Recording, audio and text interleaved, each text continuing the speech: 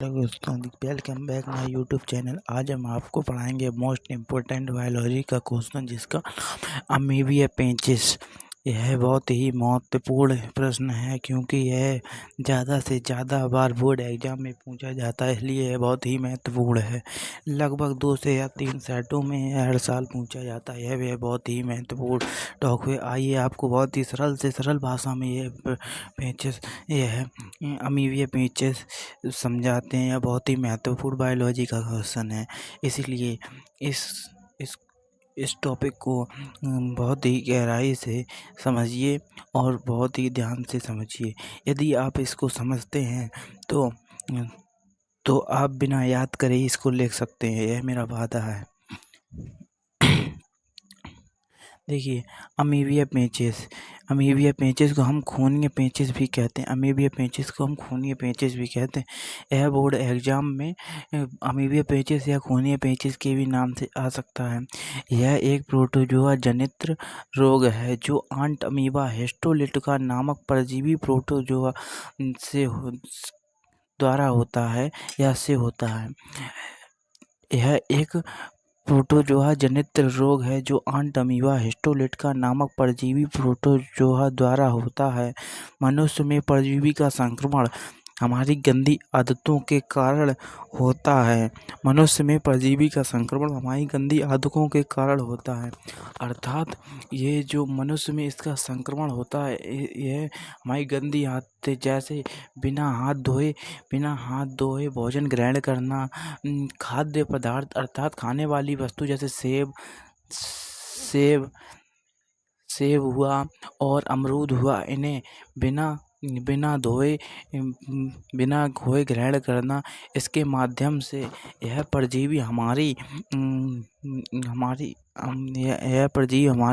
आंतों में प्रवेश कर जाता है, जिसके कारण अमीबिया पेंचिस होता है। अमीबिया पेंचिस के होने के कुछ सामान्य लक्षण है। अमीबिया पेंचिस की कुछ सामान्य लक्षण, यदि यह अमीबिया पेंचिस यानी आंट अमीबा हिस्टोलिटिका जब हमारे शरीर के अंदर प्रवेश कर जाए तो यह सामान्य लक्षण कुछ होंगे। देखिए, पेट में ऐंठन, दस्त लगना है, यहाँ पे लैट्रिन बार बार आएंगे और पेट में ऐंठन, पेट में दर्द सा उठेगा और मल के साथ रक्त आना, और इसमें जो हम लैट्रिन करते हैं उसके साथ रक्त यानी कि खून आने लगता है आदि इसके सामान्य लक्षण हैं। और इसके अन्य भी सामान्य लक्षण, परंतु यहाँ पे बोर्ड एग्जाम के लिए आप न 3 लिख देंगे तो यहाँ इसके लिए उपचार, अमीबिया पेंचिस के लिए यदि हमें किसी व्यक्ति का उपचार करना है तो इसके लिए डिपेंडोल और मेटाडिटोंडोल औषधि लाभप्रद है। यदि कोई इस रोग से पीड़ित व्यक्ति है तो उसके लिए यदि हम उसे डिपेंडल और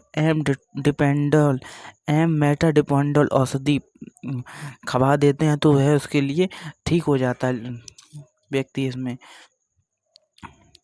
अब आइए इसके रोकथाम, अगर इस अमीबिया पेंचिस को हमें रोकना है तो इसके लिए रोकथाम हम बताते हैं या बचाव बताते हैं। जो खाद्य पदार्थ की वस्तुएं होती है उसको हमें ढक कर रखना चाहिए।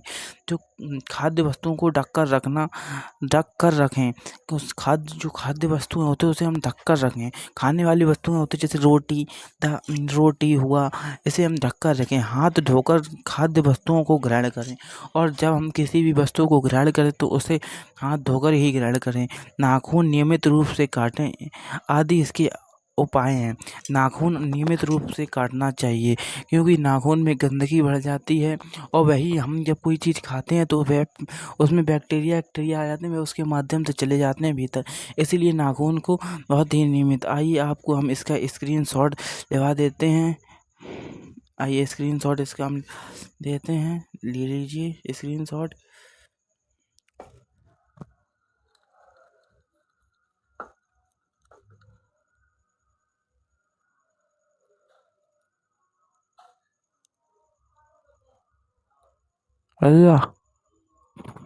धन्यवाद।